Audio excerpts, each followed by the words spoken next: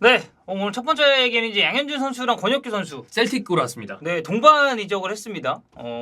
일단 양현준 선수 관련해서의 이적은 사실 좀 시끌시끌했죠. 그랬죠. 이적하는 과정 자체가 관련해서 조금 뭐 이슈가 있었습니다. 완전히 매끄럽다고 하기는 좀 그랬고, 왜냐면 양현준 측은 항상 얘기했었던 게 무조건 여름에 나가고 싶다였고, 근데 강원이 지금 상황이 안 좋잖아요. 또 이제 얼마 전에 수원이 이제 울산을 잡아가지고 승점 차가 이제 1점 차가 됐고, 이번 주말 강원 수원입니다. 그래. 네, 강원 수원인데 이제 강원에서 하는데, 강원 수원이라 지금 급해요 강원이. 그걸 최근까지 이제 또 김대원도 부상이었고 하다 그렇죠. 보니까 그래서 이제 강등 경쟁을 하고 있기 때문에 여름 이적은 불가하다라는 방침을 얘기를 했는데, 이제 셀틱이 얘기를 했죠. 겨울 이적은 우리는 없다. 안 된다. 안 된다. 그러니까 이것도 이제 국내 언론에 의하면 국내 이적은 안 된다는 응답이 왔고, 양임 선수가 이제 인터뷰를 좀 세게 했죠. 그랬죠. 내 연봉을 더해서라도 나는 맞아요. 셀틱으로 가고 싶다라고 이제 이야기를 했고, 이적에 대한 좀 강한 의지를 본인 얘기를 한 거죠. 네, 그래서 결국에 이제 강원이 양현준 이적에 대해서 다시 검토를 했고 타결을 했습니다. 그래서 소파스코어 보면은 양현준 소속팀 셀틱으로 바뀌었어요. 트랜스퍼마켓도 마찬가지고. 완전히 그게 바뀌었나요? 네, 다 바뀌었어요. 다 셀틱으로 바뀌었고. 그럼 오피셜 땅땅땅이네. 그러니까 뭐 유니폼 들고 찍은 사진은 지금 없는데, 네. 뭐 어쨌든 이거는 셀틱 측에서 등록을 뭐 이런 거 저런 걸 절차를 마무리했기 때문에 아마 다 이제 바뀌지 않았을까 싶고, 양현준 선수 이적료가 한 250만 유로 35억 정도 된다고 하죠. 예, 그리고 이 정도 금액이면 강원도 납득할 수 있을 만한 이적료였다고 보고, 지난 시즌까지는 양현준 선수가 주로 이제 우측 위주의 이제 활약을 좀 했습니다. 네. 근데 올 시즌은 좌우측 가리지 않고 이제 히트맵이 다 찍혀 있는 건 이제 말씀드렸듯이 최근에 김대원 선수가 이제 부상당하면서 좌측으로 나온 경기가 있었고, 강원 지금 백스리를 이제 쓰고 있잖아요. 그래서 여기에 이제 이성 공격형 미드필더로 나오거나 아니면 쓰리톱의 이제 측면 위주로 양현준 선수가 이제 활동 반경을 가지고 있습니다. 이제 약간 팬들이 우려하는 부분 중에 하나는 확실히 지난 시즌보다는 양현준 선수의 퍼포먼스가 조금 떨어졌어요. 가장 핫했을 때. 그때 난리 났었던 게 그거 아니야. 그 경기. 토트넘. 그래. 그때 히트 친 거 아니에요? 네, 토트넘 경기에서 좋았었고. 맞아요. 그래서 이제 그때 관심도 많이 받고 이적설도 사실 뭐 스물스물 나오는 그런 느낌이었는데, 선수 본인도 이야기를 하더라고요. 뭐 자기가 폼이 떨어진 건지 아니면 단순하게 지금 일시적으로 뭔가 좀 안 좋은 건지 모르겠는데, 이 인터뷰를 통해서 좀 스스로 노력해서 이겨내야겠다라고 언급을 했습니다. 이제 그만큼 선수 본인도 자각을 하고 있고, 이 폼 떨어진 것에 대해서, 그리고 이제 추가적으로 봤을 때 조금 더 양현준에 대한 견제가 이제 심해지다 보니까 그런 뭐 약간 뭐 그렇잖아요. 한 바퀴 돈다 그러잖아. 그럼 좀 대응을 하기 시작하잖아. 그렇죠. 그래서 작년 보면은 좌측에는 김대원, 그리고 우측에는 양현준, 그리고 김대원은 또 이제 작년 이제 기준으로 봤을 때 워낙에 뭐 엄청 좋았어. 대단히 좋았으니까. 그래서 이제 강원이 이제 측면 사이드라인에서의 영향력이 되게 좋았었는데, 올 시즌은 김대원 선수도 마찬가지로 조금 이제 폼 이슈가 있는 데다가 최근 부상으로 인해서 나오지 못한 경기도 있었고, 양현준 선수 마찬가지로 집중 견제 받으면서 약간 떨어진 게 있었는데, 뭐 이제 외국으로 넘어간 만큼 이건 양현준 선수가 어떻게 좀 적응을 하느냐에 따라 저는 달려 있다고 보고요. 지금 셀틱 상황을 잠깐만 보면 우측 윙어로 지난 시즌 이제 주전이라고 할 수 있었던 선수는 이스라엘 국적의 리엘 아바다입니다. 상당히 직선적인 유형인데다가 스피드랑 드리블이 상당히 좋은 유형인데, 이 선수가 뭐 피지컬이 그렇게 막 단단하고 이런 유형은 아니에요. 그래서 이제 거기에서 오는 약간의 리스크는 안고 있는 선수인데, 이 선수도 후반기에 이제 쭉쭉쭉 뛰긴 했었는데 약간 이제 선발 출전한 빈도수가 엄청나게 많다고 보긴 힘들거든요. 여기에 이제 추가적으로 제임스 포레스트라는 백업 멤버가 있고, 마르코 틸리오라는 선수가 이번 시즌에 또 이적을 했습니다. 그래서 아마 이 윙어 포지션에 있어서의 경쟁은 좀 빡세겠는데? 굉장히 좀 치열하지 않을까라고 생각을 해요. 뭐 어쨌든 이 선수가 좌측까지 볼 수 있는 선수긴 합니다만, 이 좌측을 놓고 봤을 때도 양현준 입장에서, 그리고 뭐 어쨌든 K리그에 있던 선수가 유럽으로 건너간 거기 때문에 이거는 뭐 경쟁은 불가피하다. 그렇습니다. 권혁규는 양현준이랑은 조금 느낌이 다르죠. 그러니까 양현준 선수는 아무래도 그 전에 주목도 많이 받았었고, 그 다음에 어떻게 보면 강원 입장에서는 가장 본인들이 생각하는 중요한 자원이기도 하니까. 근데 뭐 권혁규 선수 얘기하기 전에 이거 그거 있지 않나요? 뭐요?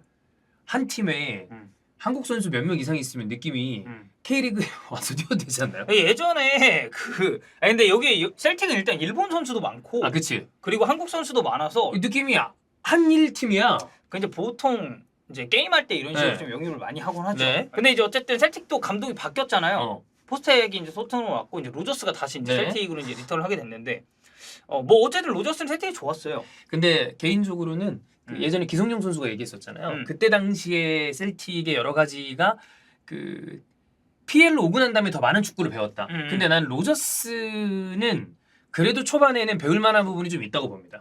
그렇죠. 나름대로 전술적인 포인트가 나중에 이게 뒤에 가서 힘이 빠져서 그렇지 아주 아무것도 못하는 스타일의 감독은 아니니까. 뭐 이제 플랜 A라든지 그리고 이제 초반 그러니까 부임 이후에 몇 년 동안의 그런 뭐 임팩트라고 해야 되나? 그리고 본인이 팀을 만들어내는 과정에서 들어 올렸었던 트로피들. 네. 뭐 셀틱 소속으로는 말할 것도 없고 레스터에서도 어쨌든 FA컵을 이제 또 땄었잖아요. 이 감독 아래서. 네. 뭐 그러다 보니까 이제 그런 부분에 있어서의 양현준이나 권혁규의 그런 적응은 뭐 본인 하기 나름이겠지만 그래도 좀 편안하게 할 수 있죠. 네. 그리고 이제 말씀드렸듯이 권혁규는 조금 달라요. 이쪽은 이제 이적이 되게 스무스하게 진행이 됐고 셀틱이 권혁규를 처음 이제 원했었던 게 아닙니다. 지난 겨울에 이제 첫 오퍼가 왔었는데 그때 당시에는 이제 부산이 이제 좀 거절했었다라는 이야기가 있었고 굉장히 좀 향상된 금액의 제안수로 이제 다시 한번 오퍼를 했고 이적이 성사가 됐습니다.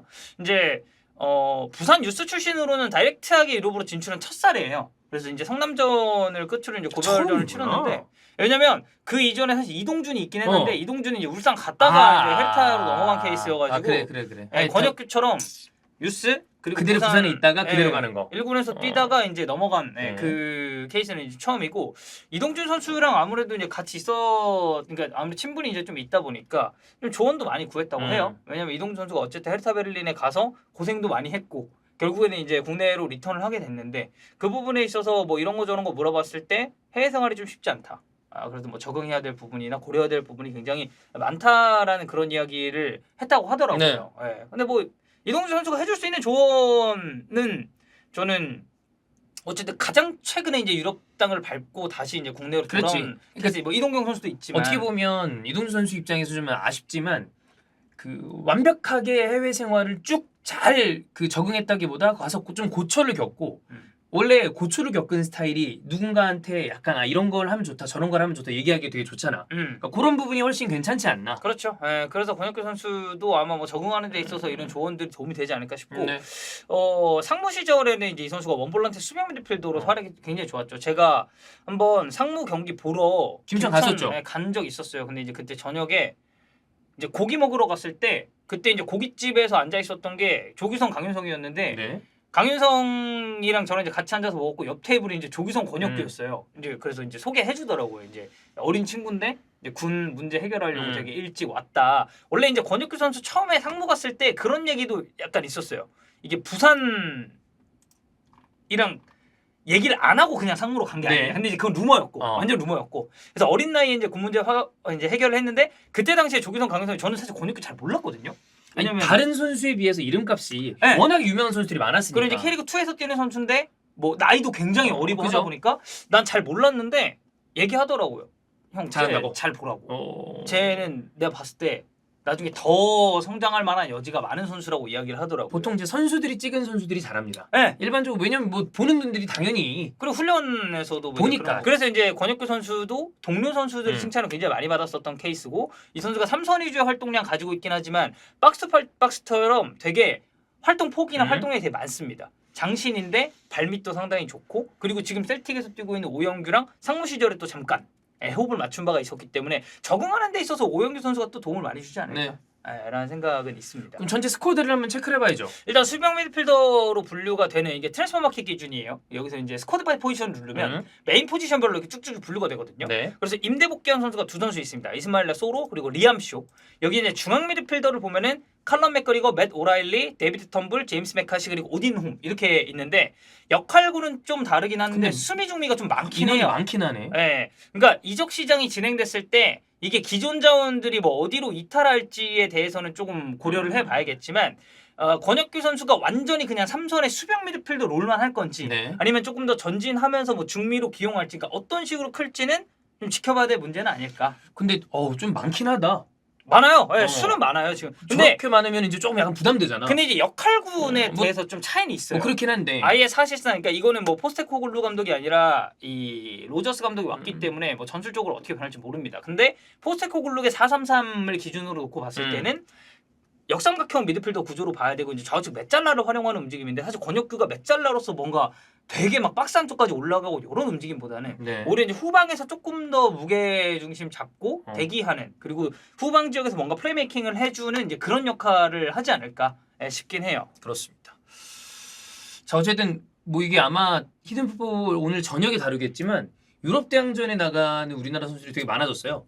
그래서 그거를 뭐 셀틱도 되게 많고 약간 다음 시즌 재밌는 유럽 축구가 될 가능성이 크다. 네. 뭐 코리안 리거들이 많으니까 워낙에. 네, 그래서 이렇게 좀 해외 리그로 굉장히 많은 선수들이 진출을 했을 때는 결국 이 영향이 갈 수밖에 없는 건 A 대표팀입니다. 네. 왜냐면 뭐 이 선수들이 뭐 아직 뭐 A 대표팀에서 뭐 뭔가 엄청 중용을 받는다든지 뭐 발탁이 됐다든지 이런 건 아니지만 장차 봤을 때 이런 어린 선수들이 미리 유럽에 건너가서 특히나 권혁규 같은 경우는 나이가 어린데 이미 군 문제를 다 해결해야죠. 그게 되게 좋아. 이거 오영규도 그랬잖아. 네, 그래서 이제 그 걸림돌이 없는 네. 케이스다 보니까 셀틱에서 잘해서 뭔가 또 빅리그에 간다든지 아니면 셀틱에서 진짜 기량 좋으면서 유럽 대항전에서 뭐 활약을 한다든지 이제 그런 부분에 있어서의 기대가 오히려 이제 저는 권혁규 쪽이 더 되지 않나 라는 생각은 있습니다. 오케이. 일단 뭐 한번 둘 다 오영규가 초반에 그림을 좀 잘 나름대로 만들어놨기 때문에 양현준이든 권혁규든 괜찮은 어떤 적응을 할 수 있지 않을까. 뭐 이동주 선수도 좀 얘기를 잘 해줬다 그러고. 그렇죠. 뭐 이제 조언이나 뭐 이런 부분에 있어서도 사실 뭐 이런 거는 또 선배들이 이렇게 딱딱딱 얘기를 해주는 게 또 있을 거니까. 네, 그렇습니다.